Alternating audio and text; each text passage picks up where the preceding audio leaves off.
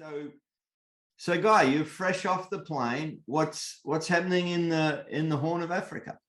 You know, one story, this started about 12 years ago. One of the guys that was working with was Muslims, and basically he was kind of like a mosque planter, and had a vision, and the Lord got a hold of his life, and now he's a kingdom church planter for Jesus, but he was literally planting mosques throughout the area, and Jesus got a hold of his heart and life, and now God's using him to develop leaders and plant churches all over this very difficult fundamental Muslim region. And he ended up impacting a young man's life named Walter. We'll call him Walter. And Walter was basically came to Christ. Donnie led him to Christ, and he ends up, his aunt and his family tie him to a tree for several days, and then some of his relatives come with their spears, and this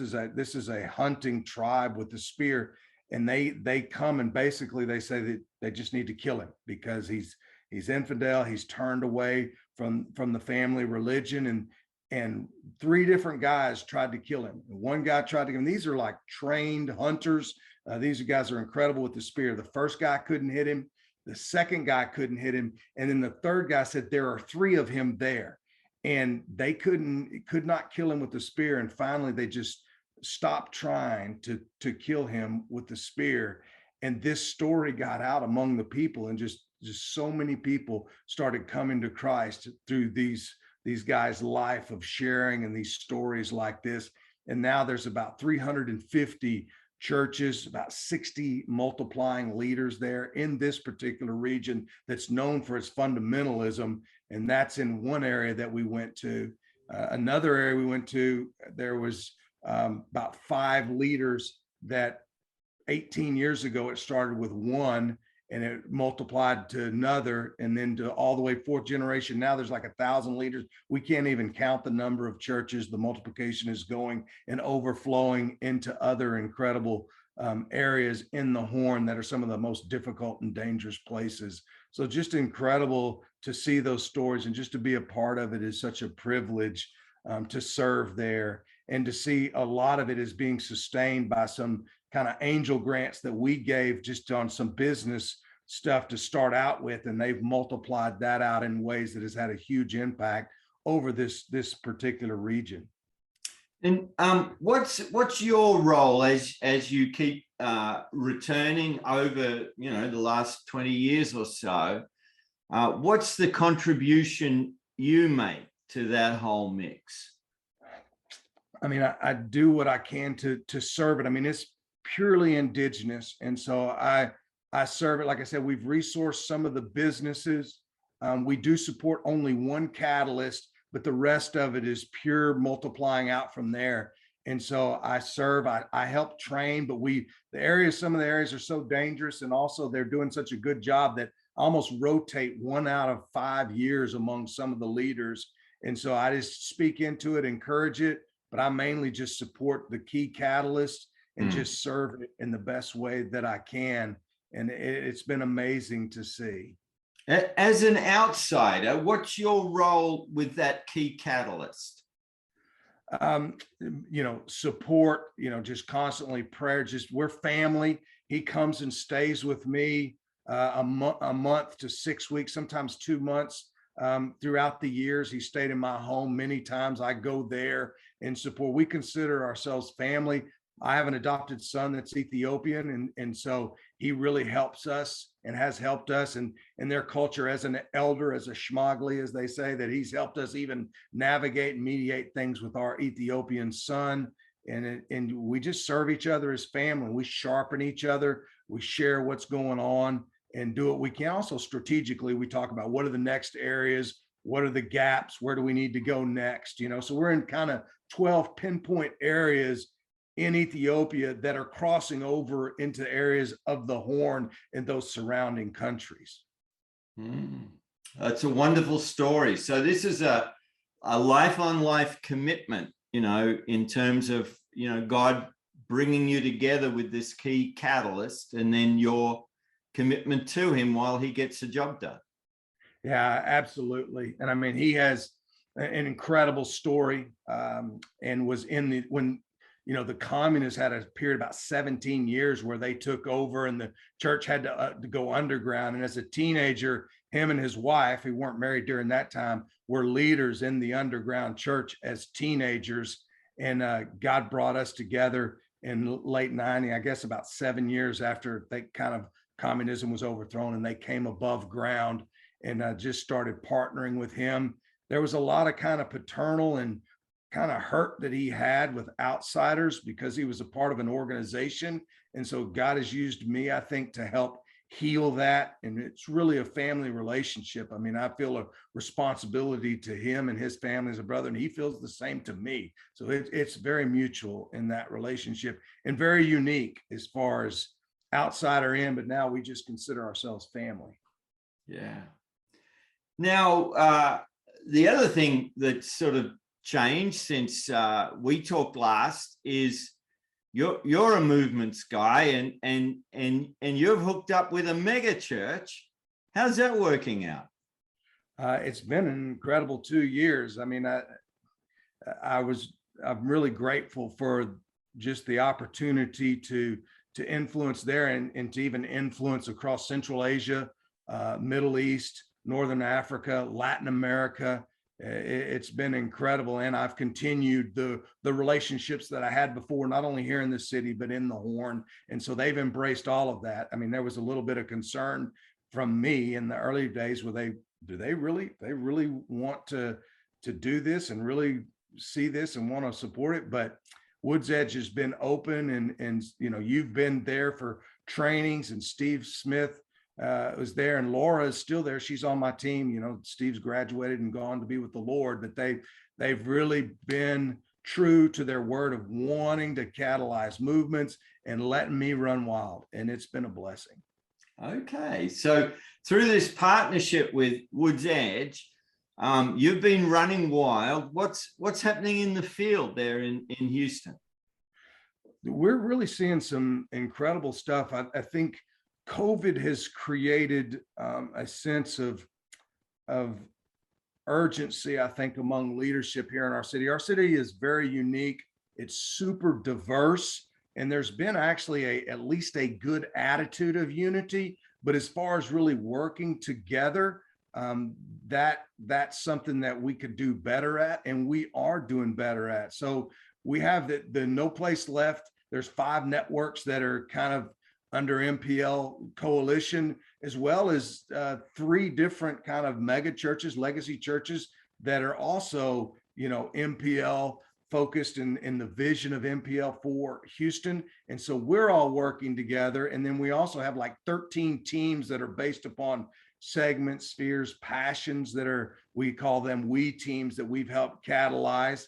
And then we have actually a legacy network that's asked us to help them do micro church multiplication or pioneering. They haven't really landed on what they want to call it. So there's just a lot of really good stuff of us actually working together, agreeing upon the DNA of love God, love people, and make disciples to make disciples, and having a simple enough tools and principles to multiply that are really going to help us reach the city. Now, I mean, we still got a long ways to go, but I think we're a lot further along than other cities. And then as a result of that, because of what's happening here in Houston, we're also learning city to city. We're working with Tampa, San Francisco, other cities here in Texas, up north in Minnesota, all the way to Portland. And so we're starting to see where we're sharing what's happening city to city in North America. And we're seeing more and more practitioners pop up,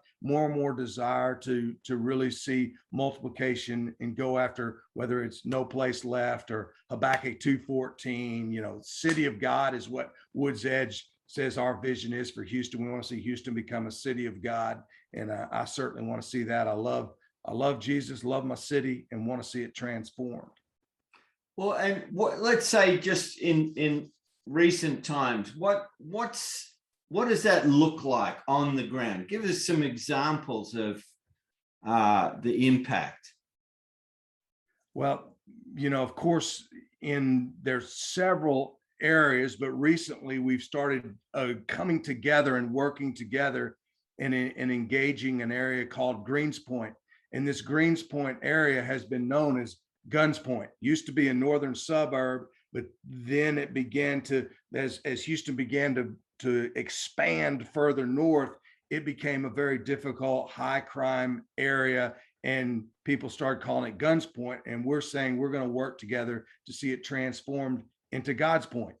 And so we've planted teams, and we're working together with many different churches, organizations that are working towards community transformation, brought together agreement, and then we're sending people in permanently into some of these places and apartments, and then we're going out 2 by 2 with what we call push 72s that are coming out of Luke 10, where we're sending teams in, sharing the gospel. We've seen people come to Christ, baptized. We've seen churches planted in apartments and gatherings, and it's been real exciting. I mean, we're still at the very tip of this, but we had one church in Greens Point that was started, and it's been very difficult for us to get into homes in some of these areas. So we've had to use community centers.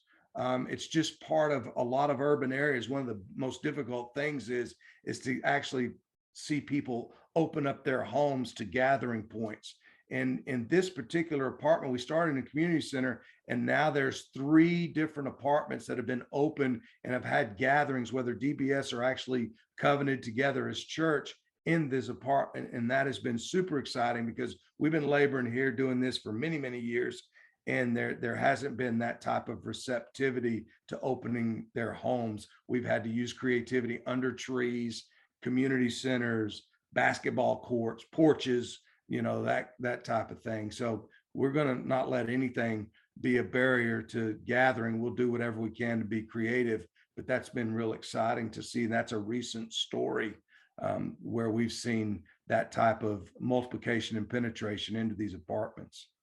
And say, if you were to go and walk into that church, I don't know if you can imagine a particular gathering, but who's there? What sort of people? What's it like? Well, this particular apartment is it's pretty diverse, but it's predominantly African American. When you go in, I mean, they're utilizing kind of a 3/3 as a guide for their time. So you would go in, there'd be a time of care, a time of sharing how they have done the past week, how they're growing and going. The age is diverse, a lot of children, but the age is fairly diverse, but pretty young. I would say in that particular, I don't know that there's anybody over 36 or 37. There's a lot of kids. So it would be very, very young families, a lot of young kids, teenagers, as well as, young adults. Like I said, the oldest would be in their 30s. They're spending time doing inductive studies through the Word of God. And then they're talking about how they're going, and they sometimes will literally go out and share. They'll do barbecues there in the area, in the complex. So it's really neat. And it's it was in the community center. Now, recently there was new management, which forced us to really multiply into other apartments because new management came in and said, you can't use the community center. And now it's multiplied into 2 different apartments and a home. That, of course, we're in the South. And so there is some gospel exposure, church exposure, but this particular church has like 3rd generation baptism where, our catalyst there, he goes by the name of Grateful, and Grateful basically led one of these guys to Christ, who led his cousins and other relationship to Christ. And so they had like a 3rd generation baptism in the pool there at the apartment. And these guys are in this church, and some of them are learning to develop to leaders and facilitating. One particular named Stephen is already learning how to facilitate. And because of the situation I described where the management came in, he is now leading an apartment that he moved to across the street. And, one of the difficulties in these apartments is when new management comes in, often it changes everything if they're open to us meeting in the community center, but he's allowing people to meet in his apartment. And Stephen is a young man, I would say in his mid 30s, and has family in the area, and a lot of his family's involved, and he's learning how to share the gospel by using the 3 circles, which is our tool of how to share the gospel. And so he's actively sharing the gospel, and has opened up his home with his wife. His wife is supporting him and also believes in what they're doing. So it's pretty exciting for us. And what's your role in Stephen's life?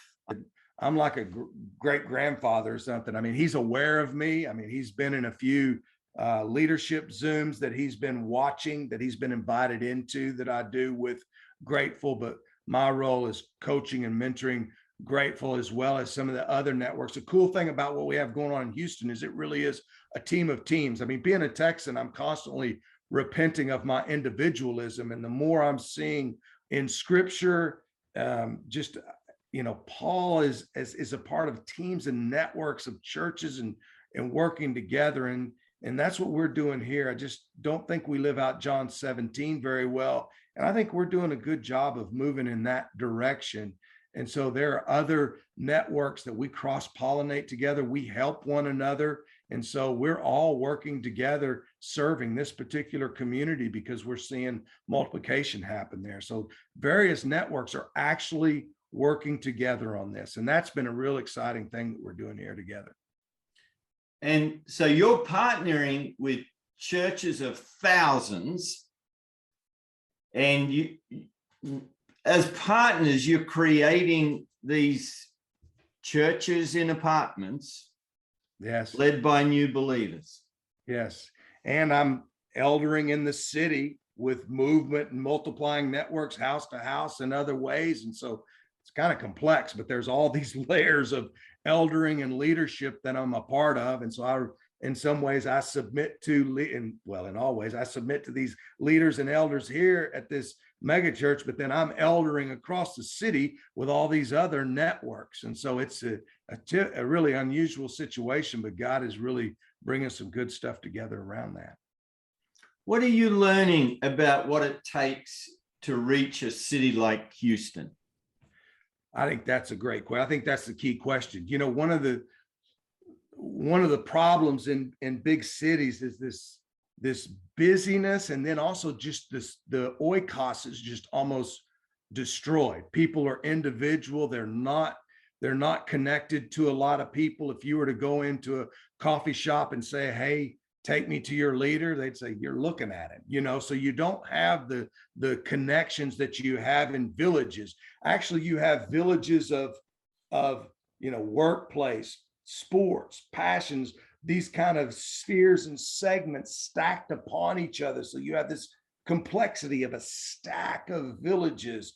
And so we need a team of teams of spheres and segments and going after passions. And so we need to find champions in soccer, champions in the medical field, or even place like the medical center. We have one of the greatest medical centers in the world here. And so we need champions that are going to go in as people of peace, to be people of peace, in order to impact those areas, which is radically different. And in many areas, going out 2 by 2 has not been as effective as throwing a party or engaging a specific place. The 2 by 2 helps us train people to be bold in the gospel, and it has its purpose, but we are reproducing and discipling and gathering by engaging at what we call spheres, or passion people in place is what we use here in Houston. But it's kind of this spheres or segments that we're going after, and that's going to take teams of teams. And so that's the way that we've been approaching it.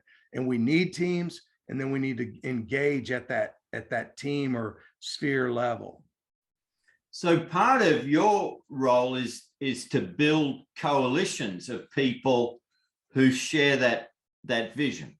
Yeah, that's a good insight. So when I first started in this process, I was just faithfully to share my story and his story. I just intuitively did that. Then it was, man, I'm going to learn how to make and multiply disciples. And then it began, okay, we're going to multiply churches. And then I realized, no, we need networks. So I'm going to multiply networks. And then I began to see, no, yeah, we need networks, but we need teams of teams working together. So a church of churches, many multiplying. And I was like, okay, I need to catalyze almost like, I've been calling it like a kingdom ecosystem where these things are working together in a city where you have, yes, individuals, yes, churches, yes, network churches of churches, but then you even have legacy, orgs, community transformation, us begin to work together to see our city transformed by the gospel.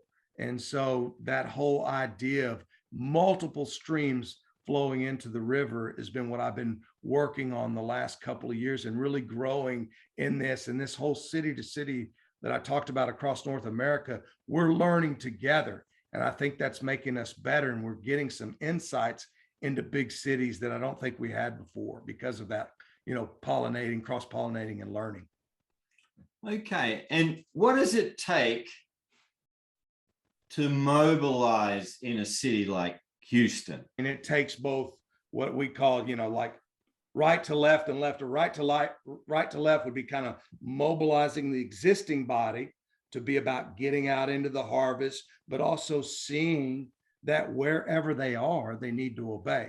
So it starts first with believers being faithful right where they are, and then engaging the harvest. But then we also want to go from harvest towards, gathering as church and multiplying. So it's both ways.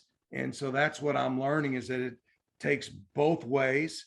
And then we're trying to get those who have a heart for community transformation to see the need for learning kind of what the Four Fields Kingdom process and task, to unite those together. And then even helping those that are in, whether it's, DMM, discipleship, multiplying, movements, or CPM, church multiplication, church planting movements, to see that the community needs to be transformed. And sometimes I think that we think what's going to get it done is just drawing circles with the right characteristics, and not seeing that the gospel's got to invade every part of life and needs to be expressed everywhere, not just in the gathering of a healthy church. That healthy church needs to be going in every passion, people, and place to kind of manifest and reveal God's glory, or who he is among these people. What's been the most important way that you can activate, brand new believers or existing believers to get involved in the harvest? Movement has to start in me. And so I have to say, God, move in me. This is so much more than just a bunch of tools or process that we want. I don't want to just multiply tools and principles and process. I want to see the very essence of God, Christ in me, the hope of glory, to see that passed down from generation to generation. So it starts with me, and then it starts with Kelly and I in our home as image bearers, modeling that out, having people in our homes. I think one of the things I would say that many of us as practitioners need to work on is that too often I think we're running around doing a lot of training, but we're not modeling from our homes or living it out as image bearers from our homes. And I think Kelly's and our success has to do with each of us submitted to Christ, but as image bearers in our homes, inviting people into our home, constantly having people come in, stay for the weekend, spend time with us. And so it starts in our home, and we have to model it from there as an expression. And I think that's key. And Paul, in that Romans 15 passage, we love to quote, so now there's no other place or no place left. But up before that, he talks about that he did not do anything except by modeling example, by the power of God, that he lived it out. And that's a key piece if we're going to see no place left happen. Are you seeing multiplication in Houston? Are you seeing generations of disciples and churches? Yes. I mean, of course, it's a lot slower than what we're seeing in the Horn, but we are seeing an incredible amount of multiplication, particularly among the urban kind of hip hop culture. We're seeing at least the multiplication of disciples to 6 to 7 to 8 gen, where we're seeing incredible amount of multiplication there. We're not seeing them gather as well as we'd like, or as third and fourth gen. We've gotten a fourth gen church multiple times, but something will happen in the stream where part of the generation will fall apart. But I mean, we've gotten a fourth generation church multiple times, but we've really seen generations of disciples and baptism and gospeling and teaching short-term discipleship. And that's happened many generations down. We have 5 different networks that are working together. Some are on the southwest side, which would be among immigrants and refugees, and they're seeing an incredible amount of work. We have some in the Med Center and South areas that are mainly among suburban Anglos, and then this urban context and culture is a lot of just mixed. It would almost be more of the almost a youth culture, hip hop type of it, which is almost global now. There's a global culture that they're really reaching, as well as into the prisons. So and there's others in our city that are going after specific UPGs and UUPGs as well. Okay, so a diversity of people groups and cultures across the city. So it is possible to see multiplying movements of disciples and churches in a Western context. Absolutely. Absolutely, it is. Well, you realize that no one agrees with you. All the experts are very clear this can't happen. So what are you doing wrong? I like what I'm doing wrong a whole lot better than what people aren't doing at all. So I'm just going to keep obeying. I know what God's called me to. I'm not against, I'm for what he's called me to do. And I don't think we can do it there if we don't do it here. I think there's some problems that we've transported to unreached places because we don't know how to do it here. And my wife and I have been multiplying here since 1997. Now we've got a lot of scars, a lot of bruises, but we're going to keep being faithful to do the right things for the right reasons, no matter the results, because Jesus is enough. And he's the one that's called us to make disciples that make disciples. And I'm going to keep serving him.